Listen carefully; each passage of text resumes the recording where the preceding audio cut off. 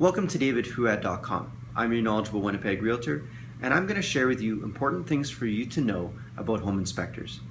In my professional opinion, you should only hire a home inspector that is a current member of the Canadian Association of Home and Property Inspectors. Reasons being that those members only are home inspectors 100% and nothing else. It also ensures that they're properly educated, certified and licensed, and insured. In the past, I have had home inspectors show up at properties who are not even home inspectors. They're found on different sites like Kijiji and other social media sites claiming that they can do an adequate job inspecting, but the problem is that they're not qualified. And when they're not qualified, you get less quality of work. So even though they're cheaper, and even though sometimes they're people like plumbers or electricians only, it's not somebody I'd recommend to hire.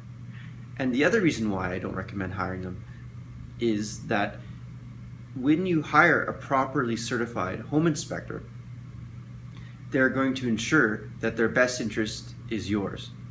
They're not typically people that are working in other trades with vested interests in possibly getting you to do a home renovation or do a plumbing or electrical upgrade. Their job is simply just to inspect. There's nothing else that they want to do but a quality home inspection. What happens when you do hire somebody to do a home inspection?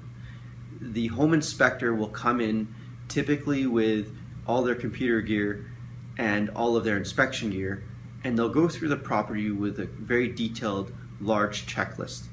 And usually it takes between 2 to 5 hours to do a thorough home inspection on an average bungalow. And a proper home inspection can cost upwards of $500 to $750 on an average size home. And some people will then tell me, well, why should I bother spending that money if I'm pretty confident in the house? Well, the reason why you would hire a home inspector, in my opinion, are for these reasons: for additional peace of mind, for education on home ownership, and if you're uncertain on something about the property and you want to have it properly looked at. Almost all the cases I've seen, there have been adequate amounts of education that the home inspectors I recommend provide to the buyers. And so once they're completed the home inspection, they walk through the property with the buyer and go through every aspect of the house: the mechanical, the electrical systems, the roof, the basement foundation, the grading, etc. on the outside of the property, outbuildings like garages and sheds and decks, and the list goes on.